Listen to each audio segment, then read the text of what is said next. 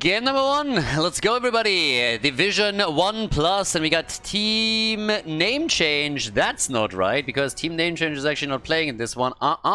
It is the MC Academy that is playing right now against the Bobby Kotick fan club, and we are in the semi-final of Division 1 plus Heroes Lounge. We're going to talk about that in a second, but let's introduce our teams first here on Alterac Pass. On the left side, we got Splice on Urel, Warren on Malfurion, Nagrom on Stitches with Vetters on Falset and Panda on Greymane.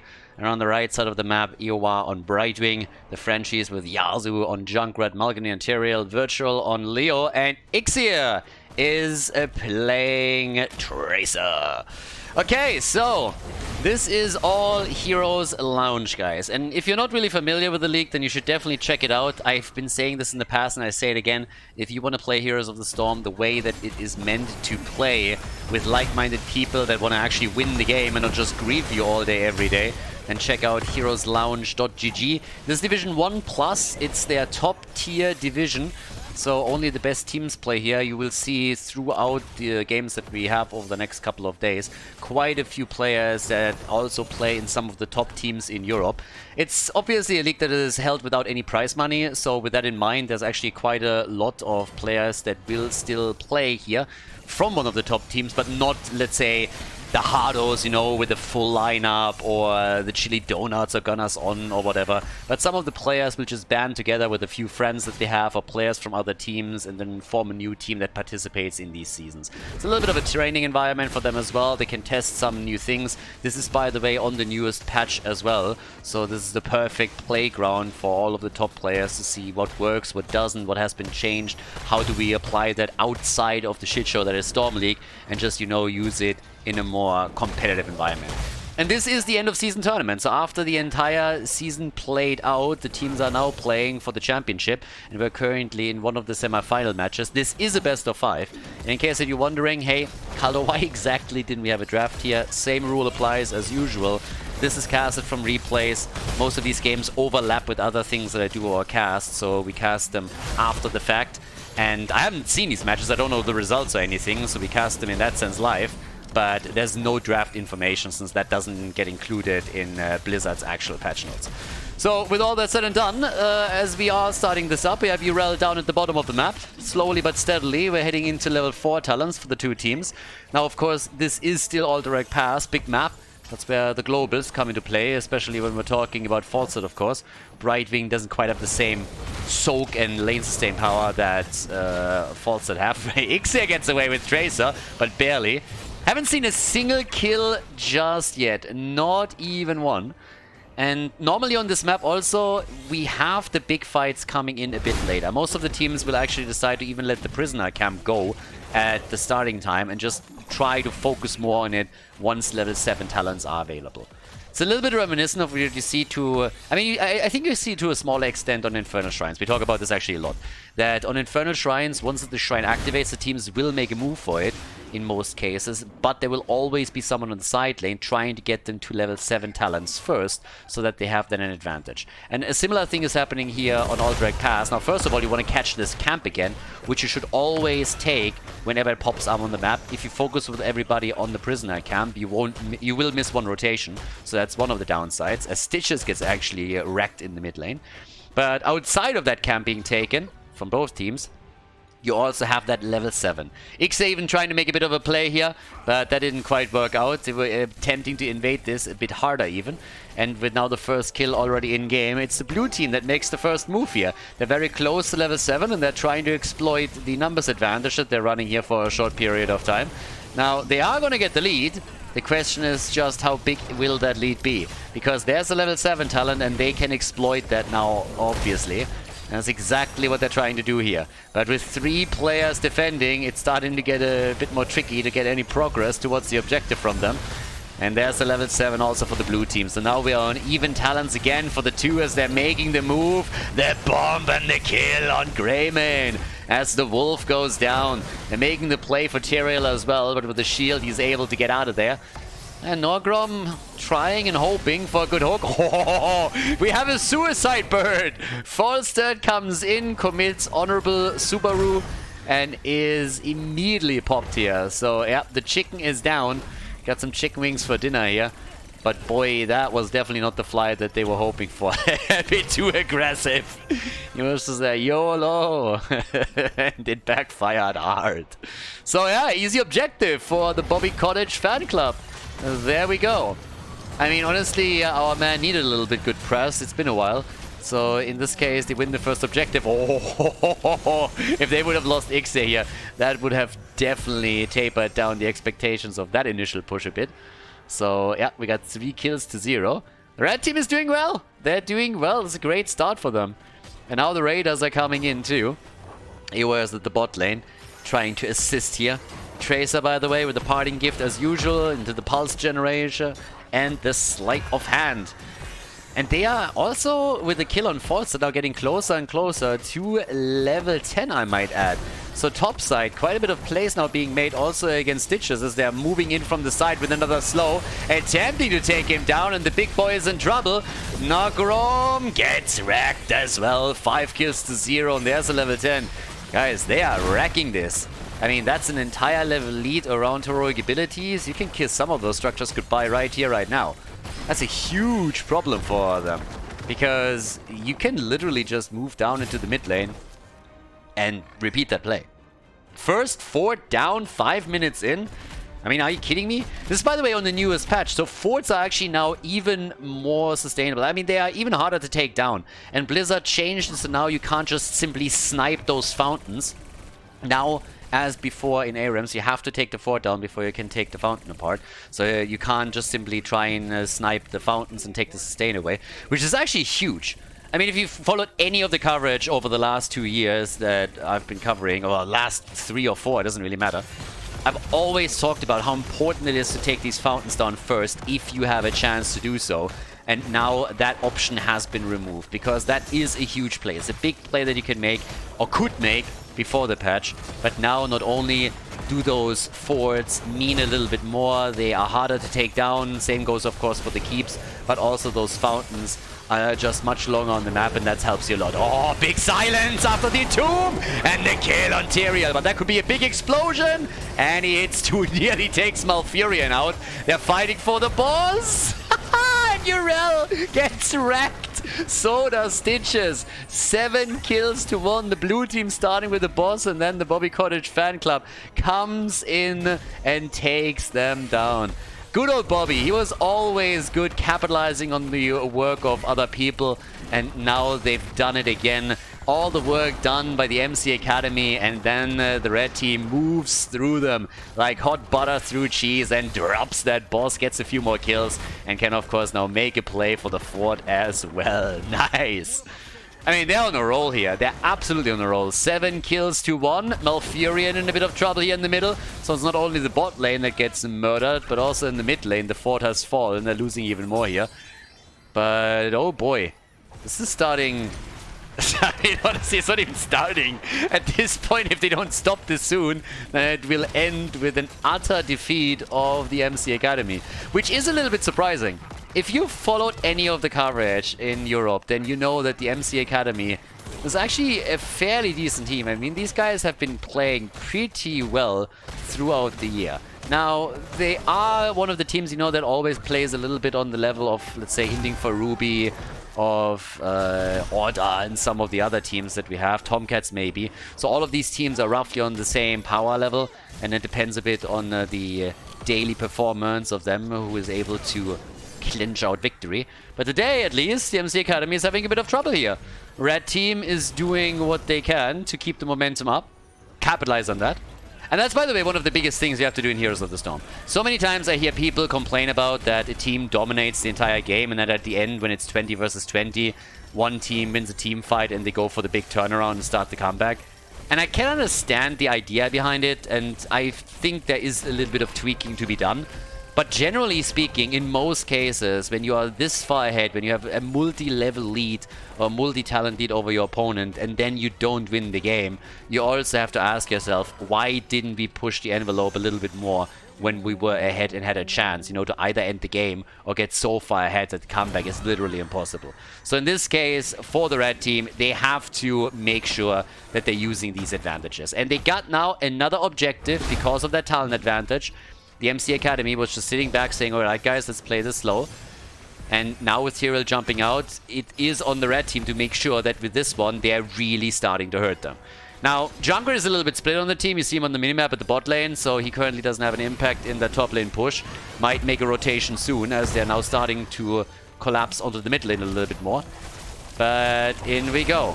This has to be, if not a keep, then at least a couple of walls. They're also getting closer to level 16 right now, pushing on 3 lanes simultaneously to really pressure the Academy here. 7 kills to 1, nearly a 2-level lead right now. Tracer in particular with good damage here, 27,000 for her. Another hook, and obviously for Nagrom with level 13, he now has the extended range as well. Keeps are taking damage, but they don't have level 16 yet. They booped the bird out a little bit. Top lane, Leo, he has opened this up too. Same happened, by the way, in the middle, as you can see. But now, with level 16 being so close, if they can keep everybody alive, they might just be able to go to the bot lane and make a play here. Oh, talking about making plays. Attempted play for Falstad. Oh, the sanctification. Woo, baby. Just as Malfurion came through with his own the sanctification of Tyrael. Just denies everything. Tracer survives. Now they have level 16. And they try, of course, to go for the keep as they should. Making a play here would be absolutely huge. Now they steal the camp away too, so that's big as well. But now they can really use that talent lead to try and take down one of the keeps. If the objective gets announced, then maybe win that. Yeah, gotta be a little bit careful with Leo. Where's that hook? Yep. Virtual, not even blinking. I thought he would try to dodge out to the side, but nope. Just sitting there, laughing his ass off a little bit, and yeah, that's Leo for you. Say hello to your sister for even the taunt, you know, like even the taunt. I didn't know that Sitches had a sister, but you know, you never. Yeah, I mean, again, some things you just learn over time. So yeah, sassy as usual. Leo, he was always one of those guys. But anyways, now they're trying to go for the boss, but I think Splice has already shown. Everybody on the blue team is rotating up. They're willing to fight this. They're absolutely willing to fight this. And here comes Virtual with the potential play. They're still looking at it.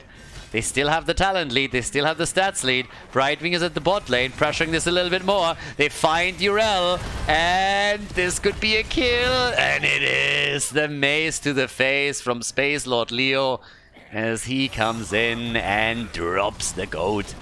Space Goat is down, and that is, of course, bad news for the Academy, because that means that this boss is, I mean, pretty surely going to be taken. Junkrat, on the other hand, I mean, he's going full PvE in this game. Full PvE here. Now, there's the sanctification as they're making the play at the top. Junkrat isn't here yet. He's going for the keep at this point, at the bottom of the map.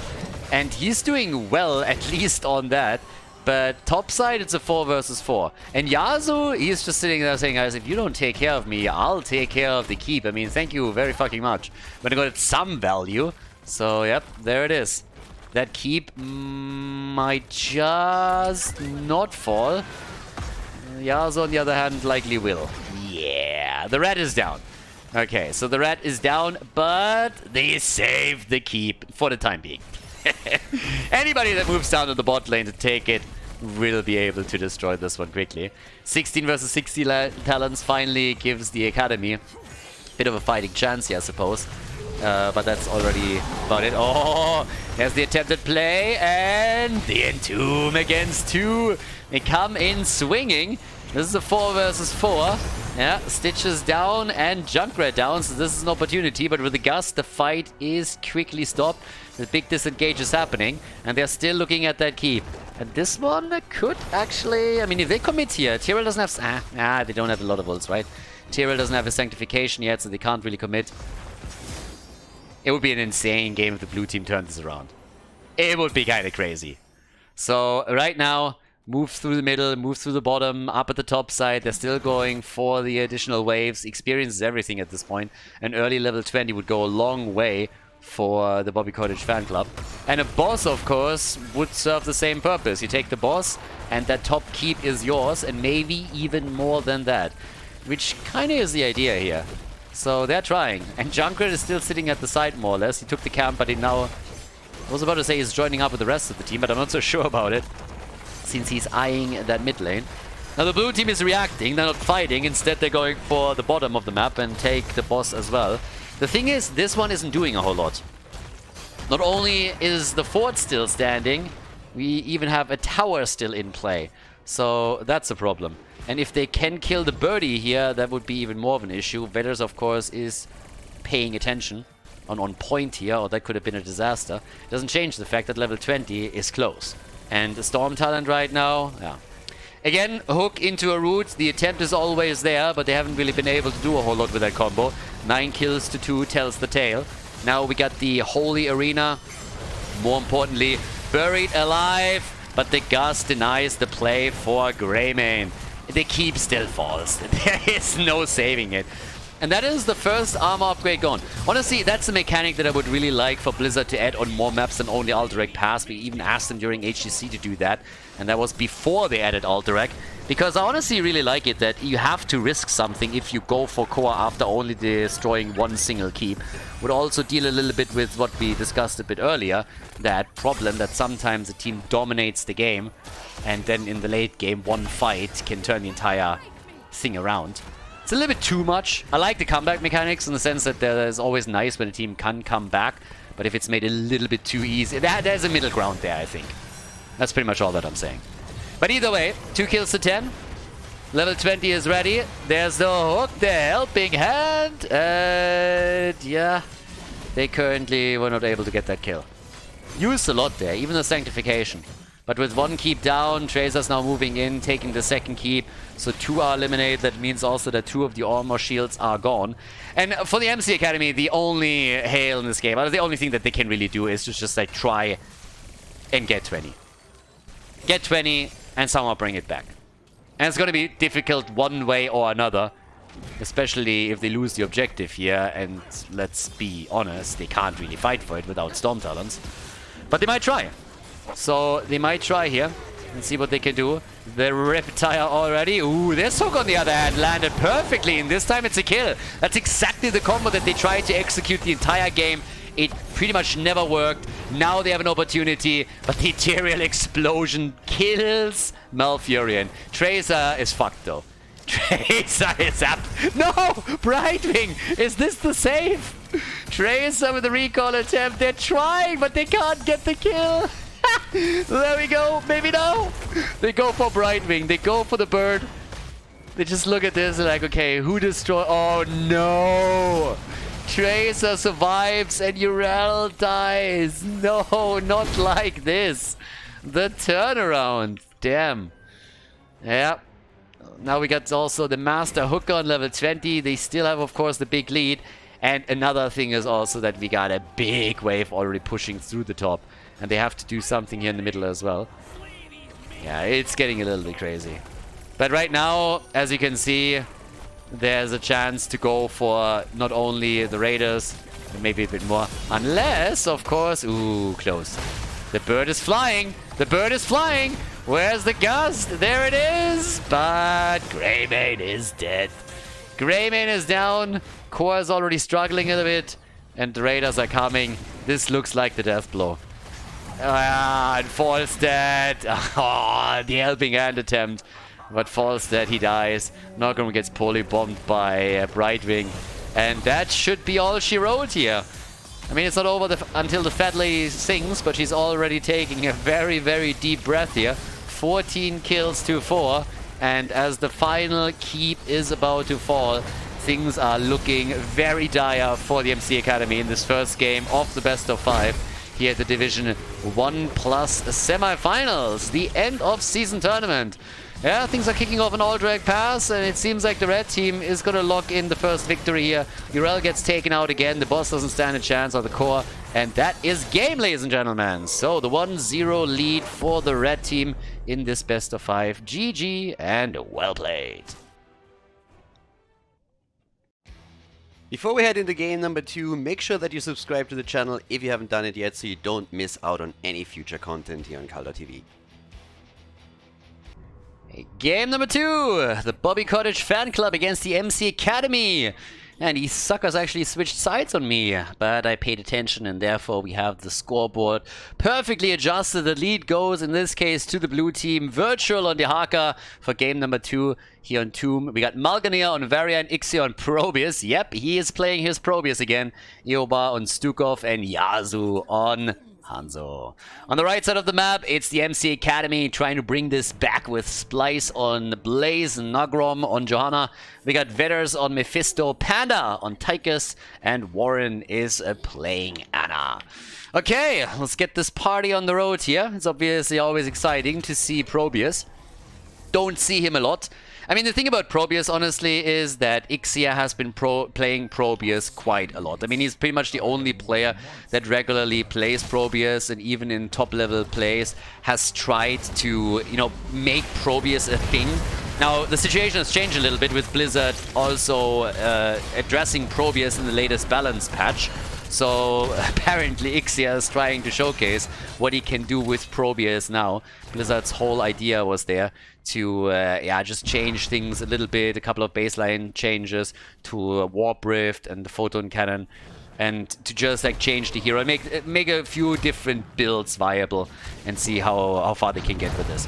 Now in this case we have on level 1 the Echo Pulse immediately for Probius. We're going to keep our eye on Ixia and how he plays it, but again I want to keep everybody to keep in mind that he's one of the few players that even before any changes were made to Probius, every now and then played the hero and had a pretty good Probius style that even made it in some of the competitive games, even though I gotta admit that it never really had that much success that others would adapt to it.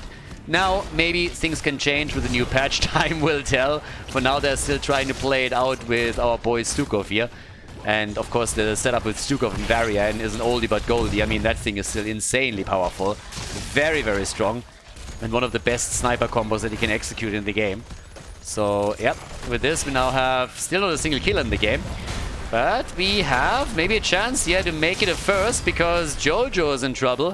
Malgania also barely making it out of this one. And still Virtual down at the bottom of the map doing his own thing. Now the thing about Virtual with the Haka is that obviously running a global on the map sometimes looks a little bit counterintuitive because it's a smaller map compared to others. But with the placements of these bushes, you still have a lot of opportunities to just come in, get a little bit of side lane value, and then just deliver through the wave clear that you have, but especially isolation, the drag, and everything else to really take them down there. So we got on the left side the camp taken. Both teams are doing the same thing here, trying to just enhance the push in the middle a little bit. We haven't seen any of the gems turned in, so up to now everybody was just more concerned about making the rotation between the middle and the top of thing and controlling that as best they can, hoping of course also to get a bit of a catch on someone, like in this case nearly on Mephisto, to set a kill up, but there was no follow-up, so Malgania had to back off again. But he has his taunt by now, of course, and that helps a lot. So Varian is getting his taunt skills on, whereas at the same time we got Probius now with the shield capacitor. We have also the bigger they are for Tychus. Odin, obviously, one of the big reasons why you're picking this bad boy in the first place, but if you then go in with the bigger they are and you chunk them down, you can do a lot there as well. Yasu immediately experiencing that firsthand, but here comes the counterplay attempt by Malgania as he's starting to slowly move in. So off we go. Quick hits coming, good stun also with the jet propulsion from Blaze on the side. And Yasu is insanely low. He needs to be really careful, especially with Mephisto being around the entire time. And Mephisto is now pretty much a mainstream thing. For the longest time, it was only Maka that played it. Then in the Korean scene, was played quite a lot. I mean, one of the Korean tournaments and the Korean and Chinese teams that I covered in one of the events there, they nearly all played Mephisto, and then slowly some of the European players started to adapt to that too. Nick been playing it quite a bit. Maka obviously as the OG. In the last tournament we had Rutsu also moving in for the hero, and in this case you can see it played by the MC Academy. So he definitely brings a punch, especially then later when you can coordinate with Ana around your level 10 abilities. You have some nice combos that you can set up there. So for the time, we got on level 7, Probius, also speccing a little bit more into the cannons here with the tower defense, which is honestly kind of funny. Tower defense in heroes, I mean, if you think about it, just make this a whole tower defense setup. Yeah, Probius, if you could cannon rush or something like that, just make it full Warcraft 3, StarCraft 2 style, it would be kind of fun. Here's the kill finally against Hanzo, by the way.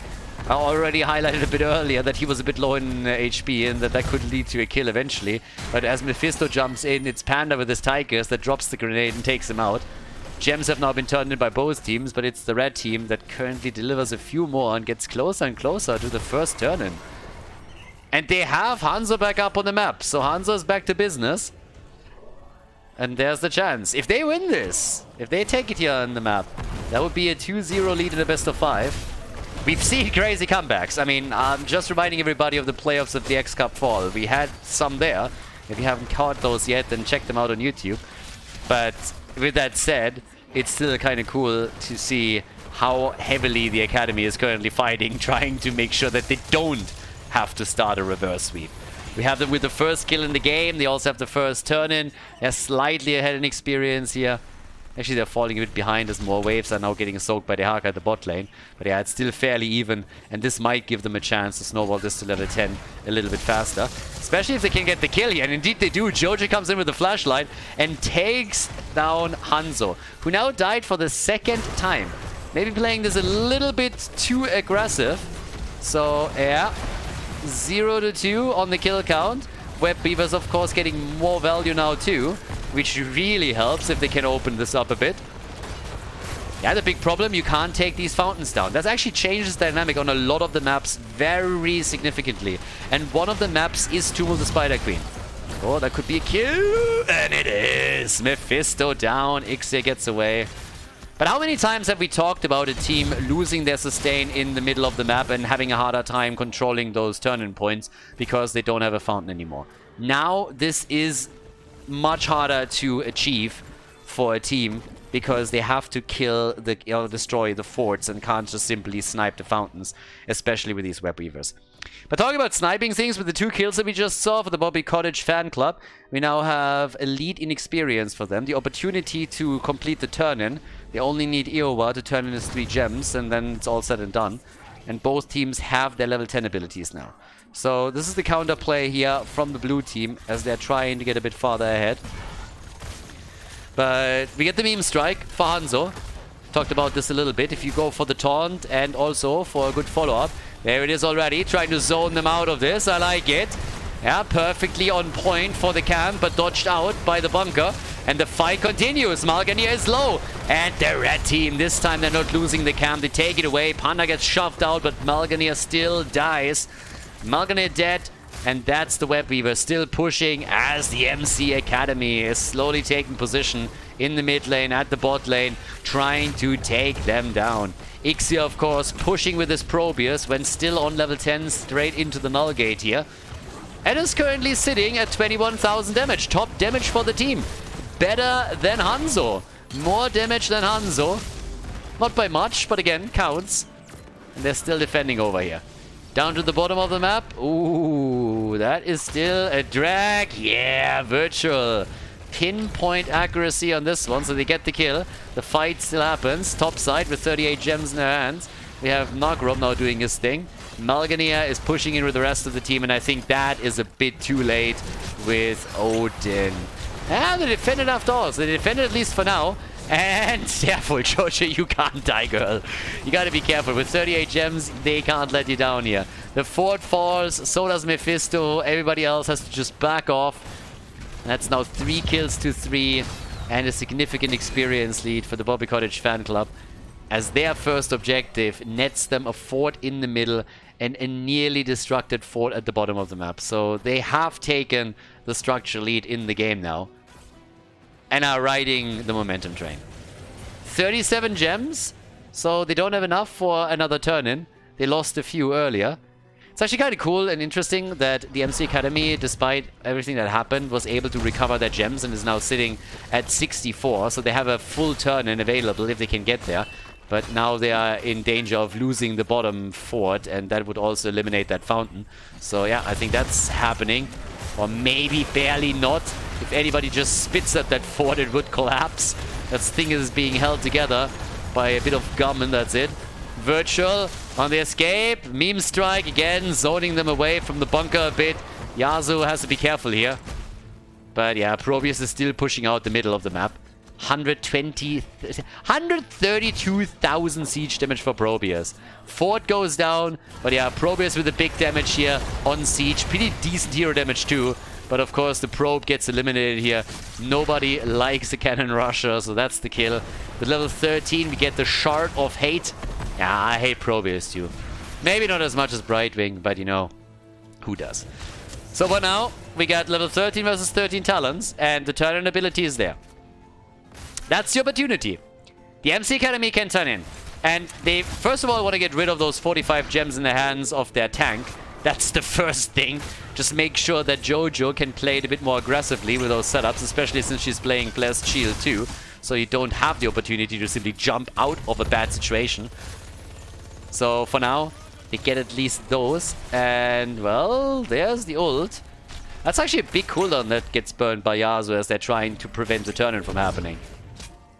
5 more gems needed. But then again, there's also the advantage of having a global that can be... Oh, stun into stun! Malga who? Exactly. He just disappears. Gets absolutely crushed in that fight. The Haka's still trying to help out. But he's a bit too late. Yeah, he is definitely a little bit too late, and the red team is now able to turn in. This is way closer than the first game. First game, the MC Academy lost total control of what was going on early on in the game. They lost the objective, they lost the bosses, they lost in the team fights, and now it is pretty much the, I don't want to say the opposite thing, but it's much, much better from their perspective. It's a back and forth of the control of the game, but they need to turn some of these structures to dust now, or they will run into a problem. With the first objective, you can still say, okay, they opened the walls up, they weren't able to take a fort down, but now you really have to push it a little bit. You want to get to that level 16, you want to take at least 2 of these forts, you want to eliminate the fountains, therefore, and they are going to try and accomplish that right here, right now. At the bottom of the map, the Haka is still defending, but topside Blaze is attacking, and here in the middle, the Academy has set up with 4 heroes. Big ult from Hanzo, though, and it's a kill on Jojo. The fort in the mid lane, it does not fall. At the top lane, one has been destroyed, and at the bottom of the map, the Haka was also not able to save this one. So yes, 3 of the forts are now... Sorry, 2 of the forts are gone, with the third one nearly being destroyed. But they lost Jojo and had to back off. But at least they're structurally now back to business. This, on the other hand, is a bit of an issue. They can still go for the bunker, and they do. But he's not out of the situation yet. And there it is. The kill and the drag on Ana. Ana is about to go down. Granny is dead. Yeah, Blaze is dead. Granny died. And now what looked like a ticket back into the game backfired. And it's a boss attack by the Bobby Kotick fan club. Yeah, we got the Banner of Dalaran. We got the elongated tongue. Probius with a quantum entanglement after he went into the shield battery on level 13. So just go over this entire build that Ixia is using here. The Echo Pulse into the shield capacitator. We got the tower defense, shield battery, and the quantum entanglement. Now, Probius is played because of the patch mainly. Actually, I think at this point, Ixia is just playing it because he loves Probius. He played him before the patch. But now that the patch has also adjusted some of the Probius talents and affected those significantly, he of course wants to put to the test what the probe can actually bring in a game in a competitive environment. And to be fair, I mean, he's doing pretty well. You look at his siege damage here, he is nearly doubling what Mephisto brings, who's second highest on siege, and in addition to that, he has pretty significant hero damage too. So Probius, on this map at least, is doing some solid work. Now, in addition to that, they are trying to go also for a keep. No! First they're going for a kill, and they get it too. Malganir still trying to get out of the fight, and he gets dropped to 3 deaths on Mal'Ganis already, as is another meme strike. Hanzo's obviously hoping for level 20 to get the cooldown reduction on this one. But with all of the forts gone, keeps are next on the agenda. And the Bobby Kotick fan club is trying to open them up a little bit. Now the problem for them is that half of their web beavers, actually more than that, top and bottom web beavers, are spawning in the middle of the map. So there's plenty of time for the Academy to react to what's going on here and just trying to push this back a little bit, so it shouldn't really be a big deal. Yeah, all the way up at the top. There we got it again. Beerus is trying to defend here.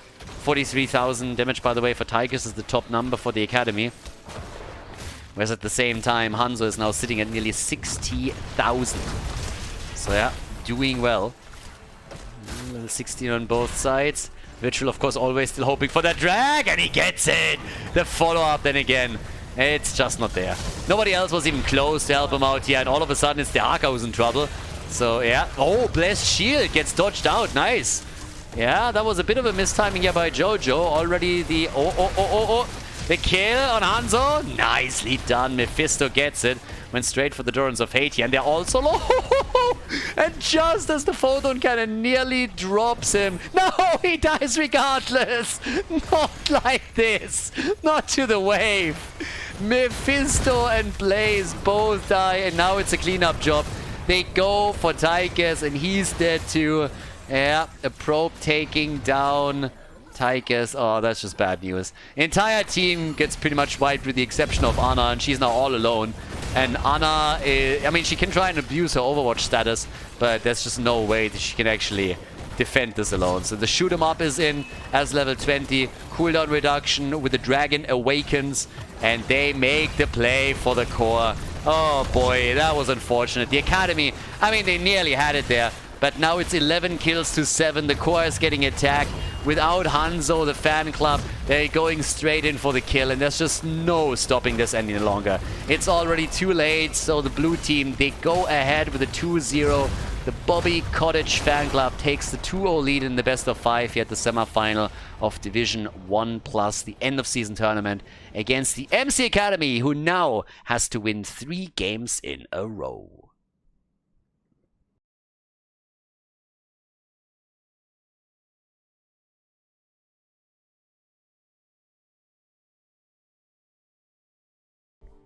Game number 3. Let's go, boys. A third game of the series. And it could be a clean victory, of course, for the Bobby Kotick fan club if they're able to take this one as well. We are on Battlefield of Eternity. And they got a pretty interesting lineup. I mean, we have Garrosh plus Zarya. Always a great combo. The speed barrier on level 4 of Zarya making it possible. Virtual is running the side lane with Blaze. And we got Eowa and Karazim going, as usual, into the Iron Fists with Yasu on Li Ming. Right side of the map, the MC Academy with Panda on Genji, Splice on Dehaka, Warren on Anduin, Nagrom on Diablo, and Vetters is playing Hanzo. A little bit of money pick action here in the middle of the map, so already a big bonus. We got the body check on our boy Garrosh, the new habits for a couple of invulnerability frames. It's time to party, I'd say. So, bot lane, our 4-1 is set up. Dehaka at the top side, down at the bottom of the map. The rest of the boys are starting to fight it out. Malgania gets kind of flipped around a little bit, but there's no walls done. So, yeah, Nagrom maybe a little bit too trigger happy, smashing the buttons a little bit, but not getting the angle to seriously threaten Garrosh. That, on the other hand, was a bit of a setup. Genji, Panda is definitely pandering to the Overwatch audience a little bit with this one, so we'll see if he can get those kills in later on in the game. 1 versus 1 at the top side shouldn't really be too big of a deal here right now. It's going to be interesting if we're seeing some rotations, especially Genji is, of course, one of the few that could move over. We got both of the Shimada brothers over there.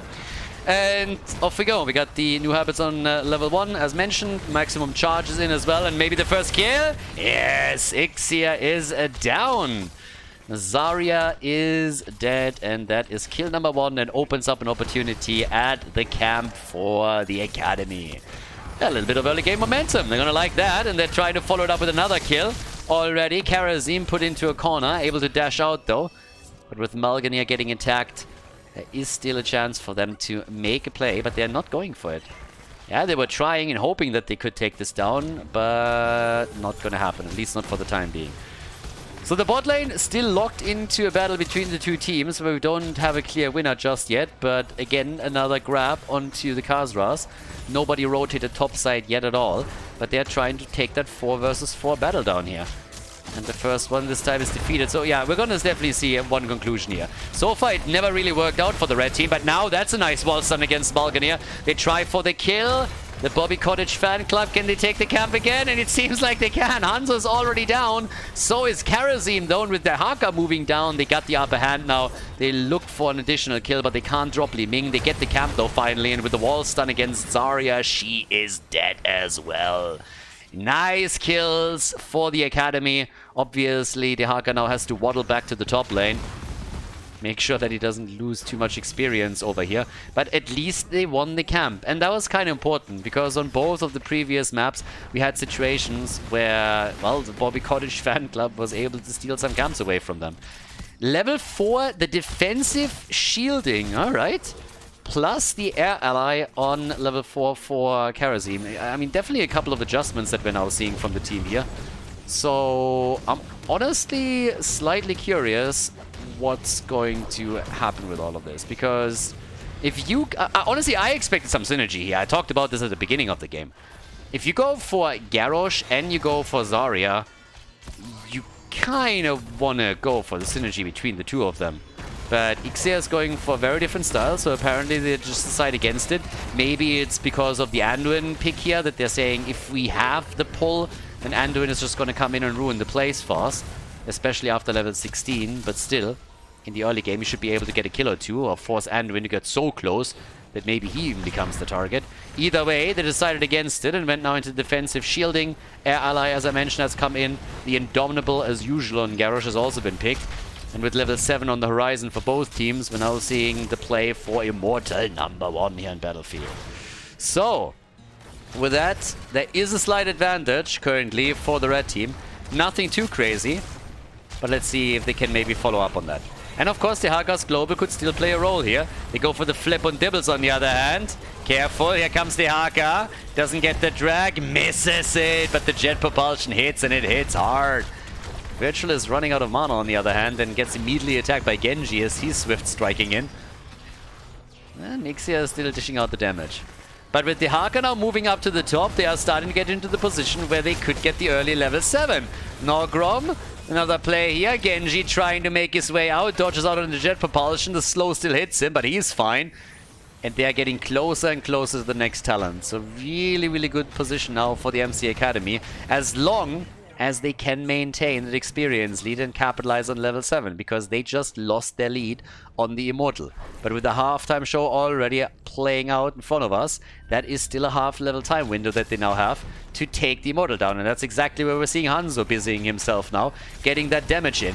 And it's tricky. It's really tricky for the Bobby Kotick fan club to make a big play here. They try to go for Diablo, though, who engaged this entire thing. Hanzo is still going for the objective. But Diablo, he's gonna fall one way or another. Yeah, he's definitely out there. He can just buy time for the team. That's about it. And Hanzo is starting to chunk it down hard. If they don't stop him soon, then he is definitely going to make it there. Anduin, he's trying to go for the French defense and run away, but he's just a little bit too slow here today. So Anduin down, 3 kills to 3, but despite the fact that they just lost 2 heroes, they still have the objective. So yeah, here we go. The MC Academy, they get the first Immortal. Traveling through the bot lane this time. And I'm very curious what they can do with this now, because the shield is really low.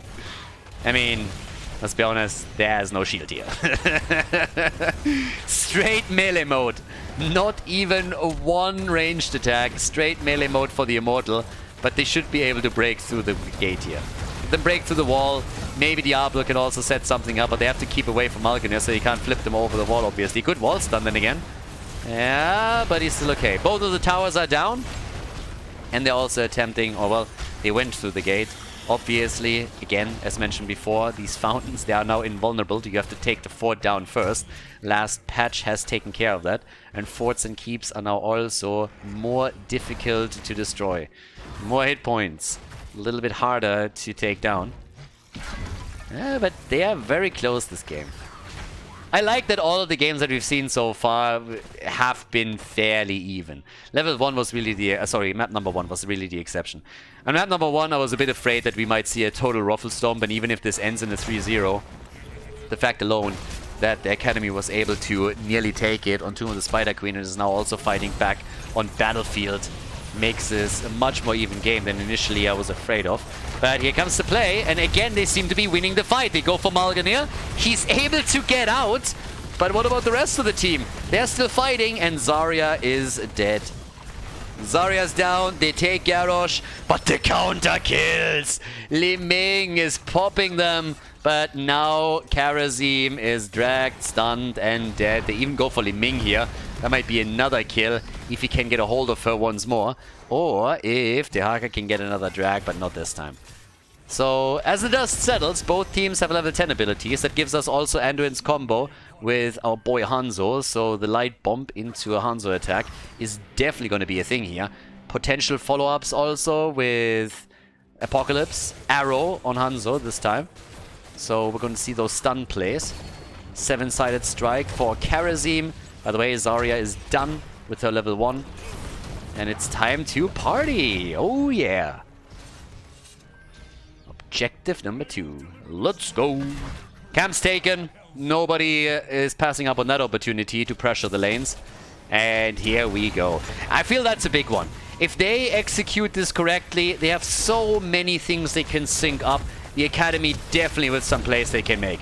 Where's that light bomb when you need it? First they're trying to save Diablo. But there's the ult. Light bomb maybe now. Big arrow. Only connecting with one, but that just might be enough. The X-Strike is in, and Garrosh is dead.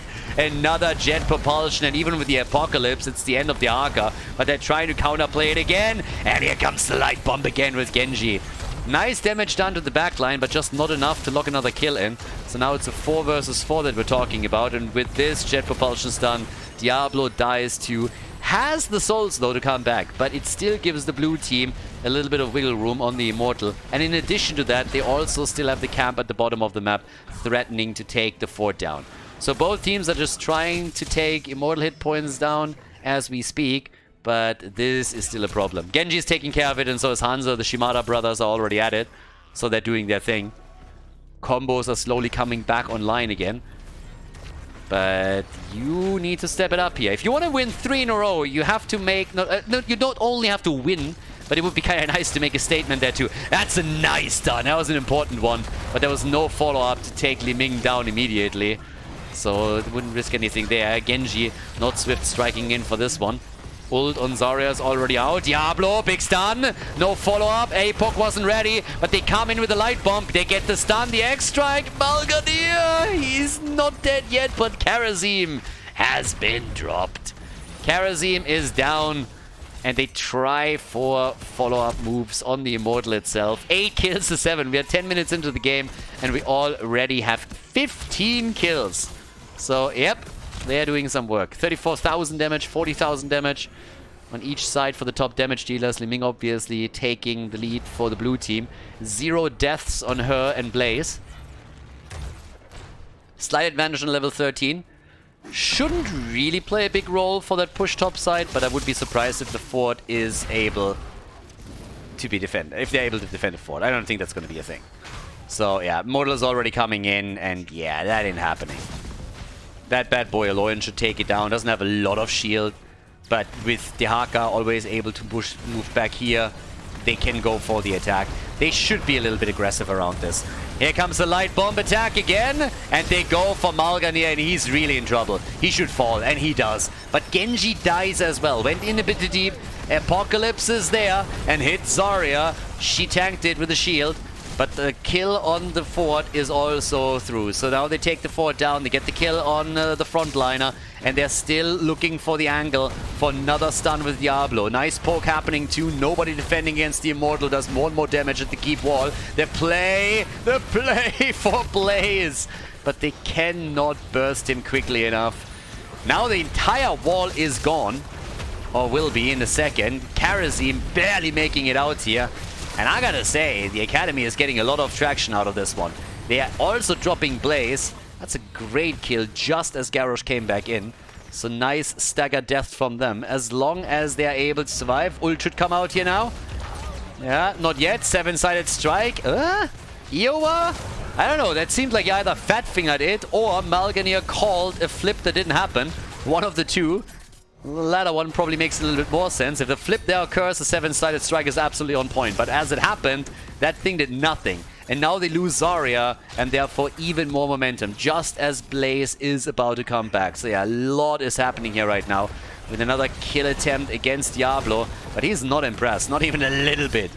We got level 15 against level 14. Bottom fort is also in trouble. Here's another play for Malganir, and it takes him down. Garrosh is dead. 12 kills, 2-8, and a lot of momentum now for the Academy. Genji traversing to the bot lane rather immediately. They, of course, try and burn down the minion wave now if they can. Take that 4-2 and drop it. And we'll see if they can actually pull this one off. Half a level to 16. 46,000 for Hanzo, so they're looking good here. A lot of stuns in particular from the Academy that they're using during the team fights. Especially that belated light bomb engagement that they had in the last battle, together with the Apocalypse, was kind of neat. But now as we're heading into the next Immortal phase, they have all of the ults up before the fight starts. So now we can actually see proper combos again. In the last battle, they were a little bit limited by which heroic abilities were actually available and which ones were still on cooldown. Problem for the blue team is that they don't have level 16. They don't have level 16. They got little that they can use now in this fight. We got 8 kills to 12. And as you can tell, the Glyph of Faith, of course, huge. The final cut is now into another 7-sided. Honestly, it really seems that there's a little bit of miscommunication happening between Kharazim and Garrosh. That Garrosh calls flips that just don't happen. And Kharazim pops his ult expecting the flip into it, and it just isn't... Yeah, it's just not there. So that's another big cooldown burn. Well, not big cooldown, it's another cooldown burn that's going to be a problem for them. To be honest, 7-sided strike is not like we're talking about a 90-second cooldown or anything here. Good arrow into Apocalypse. Nice. And that's the end of Kharazim. Kharazim is dead, and they're following it up with another kill. Zarya literally explodes mid-air, gets killed while she gets flipped around. The camp at the bot lane, by the way, will probably take the fort down regardless, but they are just getting one kill after another. They could even push through this, honestly. They could be a bit more aggressive or move to the top lane, take the keep down. Instead, they're attempting to defend the bottom fort and then make a play for the Immortal too. And that's going to be 100% Immortal here for them. So that is going to be real nice. And they're even aggroing the camp in time so they can take hit down too. So they're going for the double here. But yeah, they still got to chunk this one down. They go for the camp. They go for the Immortal. Level 16 for the blue team is inevitable. They can soak a bit of experience. The tickle, the passive experience alone is going to be enough for them. But yeah, so we're going to have even talents at least for the two teams as all of this is playing out. They aggroed also the camp over here and claimed this one too. But they all need to make sure that they're down at the bottom of the map in time for that push, because this one matters. But having two camps now topside plus a catapult, that's actually big. With Dehaka in particular going to the lane too. That's where having a global is just absolutely spectacular for you.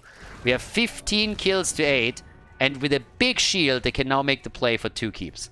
I mean, this is literally a 2-key play that they have now. So, topside, with the second camp coming in and Dehaka pushing this, they have a good chance of taking it down. And down here, the Immortal, yes, the shield gets burned down very quickly, but they still got a shot. Li Ming is the only hero in the entire game, by the way, that hasn't died yet even once. She's the only one here. So here comes the play. I don't think they can save that keep. I just don't see it happening. Topside, maybe a bit of a different story, but even here, Virtual is already in trouble, as you can tell. So he needs to be careful. Uh-oh, isolation! And he cleanses it out with the ult, or that would have been the end of it. Yeah, there's the 7th side into the Apocalypse! The arrow into the Apocalypse again! Be after the 7-sided. They're making the play down here. Dibbles is low, but Zarya is dead. That's subtle, but big difference. Malganir also down. Oh, big momentum, baby. 5 versus 3. That's the moment where they might be able to win the entire game. The Immortal is not looking too healthy, but still healthy enough to chip in some serious damage on the core. Yeah, they are trying to start the comeback here in this semi-final. And at this point, they are looking good. The MC Academy, they got the blue team down to 40% on the core, and 2 of their heroes are still missing for the defense. This is going to be the end of it. We have the MC Academy showing some signs of life here in game number 3 and putting the first point onto the board in their attempt to start the reverse sweep in this best of 5 series. GG, and well played.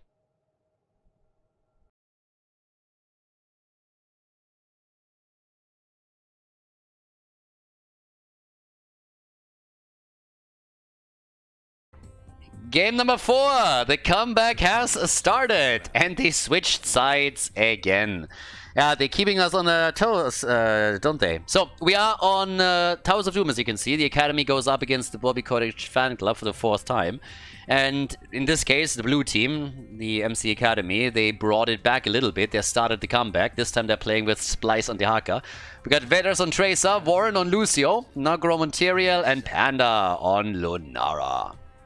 Right side of the map with Iowa on Uther, we got Ixia on Arena, Malganir on Nuburak, Yasu on Junkrat, and Virtual is playing Leoric.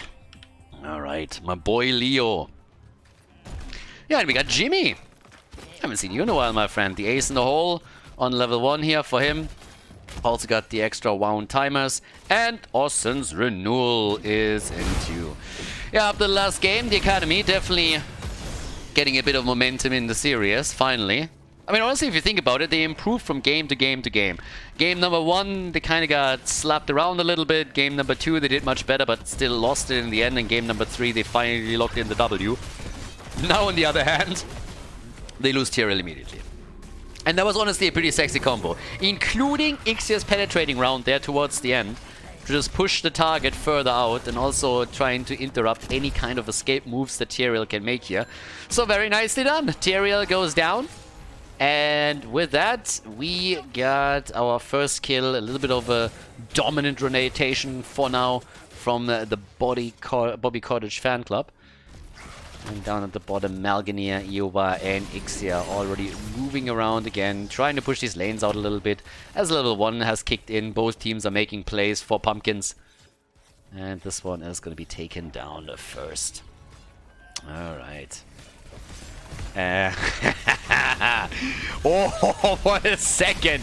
I was looking at Malganir's Nubarak and was just waiting for him to dive in and go full YOLO and says, let's go boys, let's fight for this.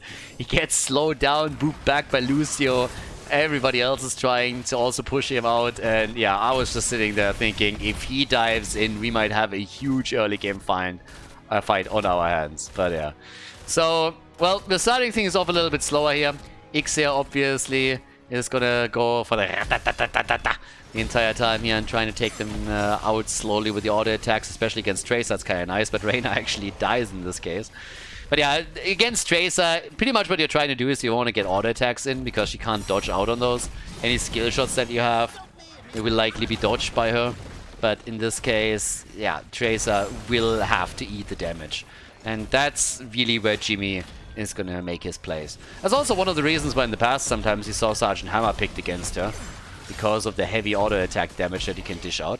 Now, we got level 4 on both sides, and obviously Bambi is hopping around over here too. Christmas themed as well. That's one of the things, honestly, that's a little bit lackluster in Spain. Christmas is not really their biggest thing.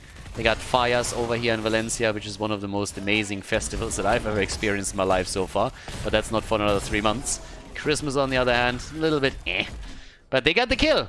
So now all of a sudden we got 2 kills to 1. Jimmy is down. Tracer realizing what the biggest threat is going to be later on and says right at the start, yeah, I'm going to tickle you down just a little bit. So, yeah. But, oh, talking about Tracer. That was nearly a kill there. Obviously another stun as we see the first altars channeled through. And Lucio gets out. As long as he doesn't run into Leo, he should be fine here.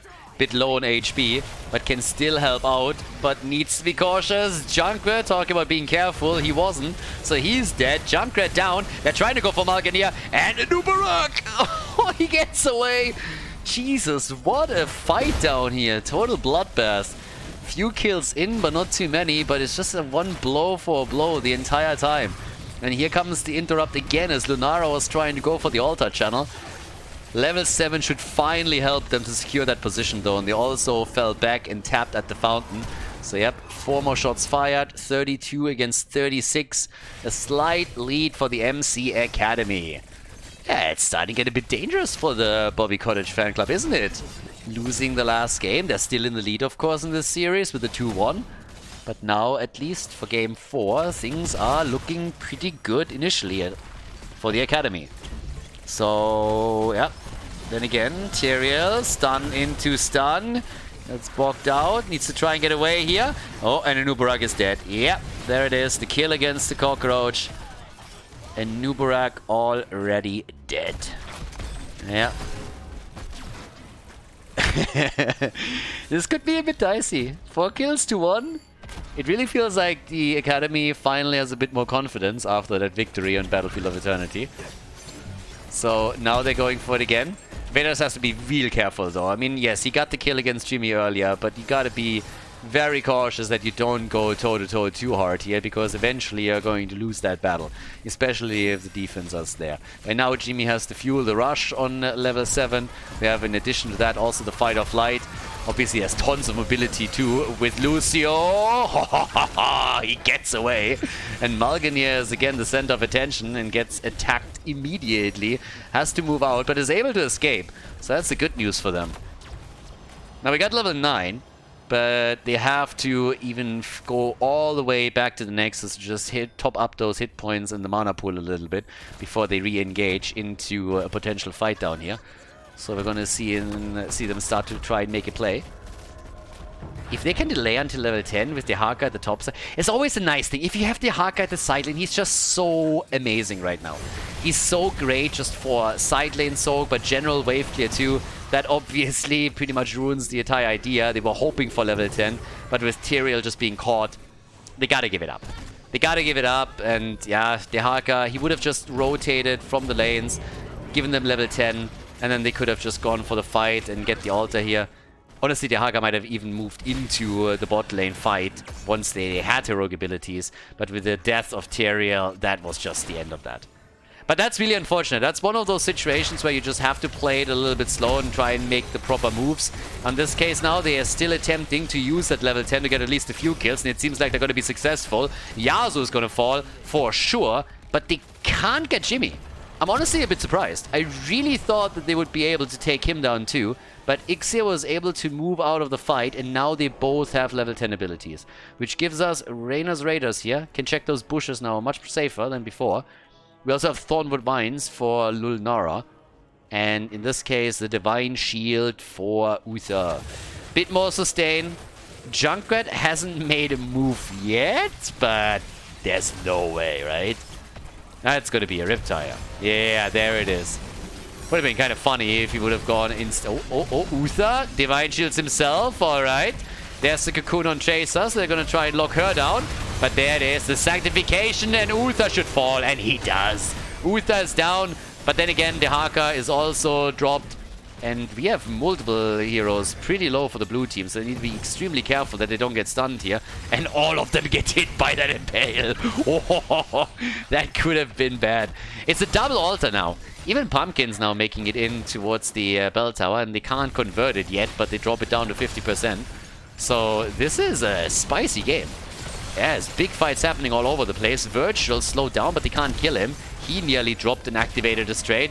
Ixir! Yeah, and he gets out thanks to Uther, who heals him up again. But as you can see, they're fighting tooth and nail for position in this game and on this map. Oh dear. Lunara is down. She's dropped, and they still didn't get the channel. They at least get one in the middle now, but the bottom is up. And they can therefore at least go and trade 1-for-1 right here, right now, which indeed they do. 28-28. Extremely even.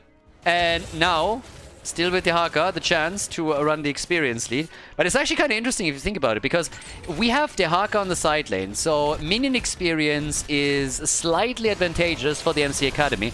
They got the advantage through the hero experience too, but generally the red team did a great job soaking. Now another team fight coming up here, and there's the big opportunity right now. There we have it. Another Entomb. Sanctification is already out. They're trying to trap Lunara. They nearly got Lucio with this one as well. Tracer. And Uther drops her. Yeah, Uther takes her down. Light is the best disinfectant, and Tracer, the mosquito, was just swallowed away by it. Leo, of course, going on the side lane rotation now again. But I like this. 6 kills to 5. Back and forth here. You can understand that the red team doesn't want to fight on map 5. if you have a 2-0 lead, you don't want to go to the 5th map. You want to close this out way before it comes down to the last one. Whereas the MC Academy obviously know that if they win this one, they have a lot of momentum. And it's kind of rough for a team when they are 2-0 ahead and then they have to fight on the final map. There's a lot of pressure coming in. And that's exactly what the Academy is trying to accomplish here. So they're diving in deep again for another potential kill. They want Jimmy, and they are gonna get Jimmy. Yes, they do. Jimmy's down, and they should get more here. There's the Entomb. Isolation has been hit. They should be able to get Uther if they really commit, and they try, but EOR gets out. No, the kill is there. The kill is there. The timing just worked out with the ult about to pop back up for Uther.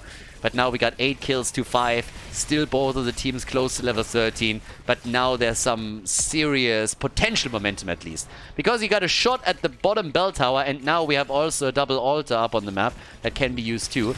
Committing with 3 is a little bit too much, honestly. Not quite sure what they would do with that. Maybe they can escort some pumpkins in. Yeah, I suppose so. Only 1. 3 shots are fired as the top right has been claimed. But I wonder if they stuck around in the bot lane a little bit too long. Because as I said, 3 seems to be too much. I don't know why they committed with 3. If the Haka dies, that's going to be a direct result out of that play. And now also the ult of Lucio didn't really do anything. Because the Haka just burrowed at that moment. But he was still able to get away. And Yasuo gets it. Yasuo gets the channel. Honestly, that was a misplay from the Academy. They're only going to get... And Tracer died too. So yeah, they just screwed up big time. They're going to get a... If that one dies too... No, they're going to get 1. They're going to get a single shot. The opponent got 6. And that's despite them getting the kills and the bell tower. It would have been absolutely enough to have a single hero at the bot lane with the pumpkins and taking the bell tower. Would have been absolutely enough. And then they could have moved to the top. They could have actually contested the top right as well. See if they can maybe get both. But now they lost both of the altars. And that was a huge problem. That shouldn't have happened. In the situation that they are in, you have to at least take 1. At least take 1 bell tower. But losing both is just unacceptable. So now the fight is happening. They're of course trying to hold the bot lane too. But the Haka is immediately getting murdered here and takes huge amount of damage. They were trying to go for the Riptide kill, but that was denied.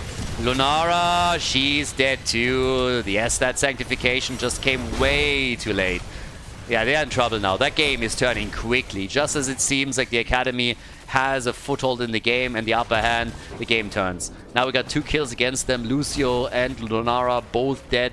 Lunara, of course, not going into the Leaping Strike, but instead the Thornwood Vines doesn't have the mobility that she would need to get out of the Entomb herself. So now the level 16 talents are faster for the Bobby Kotick fan club, which gives us Epicenter on level 16. And this is tricky. I mean, they are starting to lose some ground here. The experience lead for the red team is getting significant. It's not leading to a talent advantage just yet, but that can quickly happen. So now we have the triple altar phase, and now you gotta fight. And they give up 2. Yeah, they give up 2. Not even trying to interrupt. So that's 8 shots fired, and they are therefore dropped down to 14 to 23. That's the current situation that we're in. Yep. 14 to 23. And it's... They need a team fight win. Now, don't get me wrong. They're only half a level behind. But again, points on the core are starting to become a little bit of a concern. Malganir trying to epically enter the backline with a stun through his epicenter. But that didn't work out for him. So, couldn't really set it up for the team. The Haka still pushing the lanes as he should, trying to catch up and close the experience gap. But can of course then always join the fun whenever need be. And they're already getting poked down a little bit. So that's the next one. Yeah, another Impale, and now they know that's on cooldowns, and maybe now a chance to turn in and maybe go for Jimmy. He's a bit too far out here. As the bomb gets the hit in, but nothing to be done about that. Obviously can still follow, and as the red team retreats, they have at least a bit more ground to play with here. 8 kills to 8. Honestly, for a 4th game, this is kind of crazy. I would love a 5th map. I would absolutely love one. That would be great if we would get that now. And they are pushing the mid lane. Lunara is obviously very, very nice against structures as well. If you get all of that acid in, you get the stacks together, then she can do a whole lot of work with all of this. Damage-wise, she's sitting at 50,000. She's 2nd place currently. Jimmy still first with the auto attack damage. Tracer sitting at 31, could definitely spike that up a little bit. And 96,000 for Dehaka. Only Leo is topping him here with 122k that he brings to the table. And talking about Dehaka, Dehaka is already in here. They're going for it now. Where's that isolation when you need it? He gets absolutely stunned out. The ult saving him, Lucio, with a very nice sound barrier. That could have been the end of Dehaka. It was a huge stun lock against him, with them chaining everything, but now they go for Leo, and Tracer is also in trouble and dies. That's exactly what I talked about earlier. Those auto attacks, a mad problem for her. Sanctification just after the Entomb, but Lunara still falls, and this is spelling trouble now for the MC Academy. They're down to 10 points on the core as is, and now the bottom keep, the bottom bell tower is wide open. Not only is that one wide open, we also still have the boss up. The altar, of course, was just channeled. That was caused the 10-point situation in the first place. But it's also the experience situation. 19 against 17, 18. So that's an entire level lead that we're talking. More than that even. And they're just barreling down on that bot lane altar, bot lane bell tower. Whereas Leo is rotating between the lanes, is delivering more experience for them, and is making sure that they're going to be the first ones to hit level 20. Tower is now dropping bot side. That also means that there's no fountain left for them anymore. And here's the level 20. Oof, redemption is in, the rewind, and they can start to set up these pumpkins. I mean, that's the main reason why the bot lane on Towers of Doom is the most important one anyways. Because you have 2 pumpkin camps pushing through the bottom of the map that can both attack the core directly. So bot lane control always preferable to control on any other lane. And with the 2 altars coming up, they go for the kill. They want Dehaka, and he has no chance. Goodbye, my friend. Goodbye. He can try to delay it, but there's no way for him to get out. Yeah, those are a little bit too many friends. He didn't like that. And now they can go for boss, and they can go for some of the altars here. They are maybe even able to end the entire game. If they get a double altar, then obviously it's over. They're already moving some to the side. I don't really think this one was needed. I guess they're a little bit afraid of the sanctification, but it's a 5 versus 4 in the first place. So, did you really need to cocoon here? Probably not. But again, better safe than sorry. 4 shots are fired. Yeah, they're getting another 4 on the right side of the map, and oh boy. This is a problem. No level 20 for the blue team. They're fighting a 4 versus 5 as well once that Junkrat's back. And he is back to business. They're making the moves here. The altar is still up. If they lose Tracer, then this is over. Virtual is already forcing the hand as he's starting the channel. And that is game. The shots are fired. Tyrael is dead. And this is the 3-1 victory for the Bobby Kotick fan club against the MC Academy in the semi-final. The red team moving on to the grand final of Division 1+.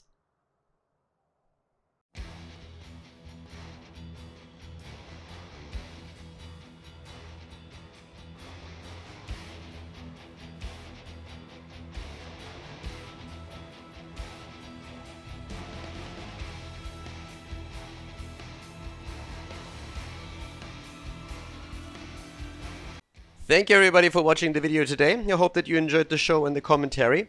And keep in mind that the spoiler protection that is going to run for the rest of the video is made possible by all the support on patreon.com. So guys, if you want to support my work, if you want to help me start new projects and keep the spoiler protection in place, please consider heading over to patreon.com/Khaldor. There's also a link in the YouTube description, and check that out. Thanks in advance, and see you guys next time with more esports coverage here on Khaldor TV. Have a great day.